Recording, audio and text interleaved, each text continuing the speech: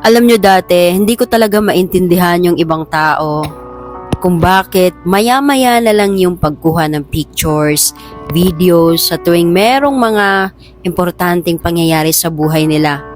Kung meron silang pinupuntahan na magandang lugar, may kinakainan na magandang kainan, may pinupuntahan na magandang pasyalan. Pero dumating ako sa point na na-realize ko na kaya pala nila ginagawa yon.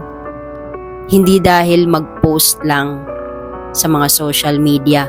Ginagawa nila yon para meron silang balikan. Meron silang mga memories na titingnan. Meron silang mga pictures, video na babalik ang panoorin sa moment na yon. Sa ganung parahan, maalala nila yung mga happy moments na pinagsamahan nila sa kanilang mga mahal sa buhay. Kaya napaka-importante pala talaga na kailangan mo rin kumuha ng videos, pictures para lang makip mo ito. Hindi lang para ipakita sa ibang tao na maganda yung mga pinapasyalan mo, kundi para na rin sa sarili mo, para sa magandang mga memories mo.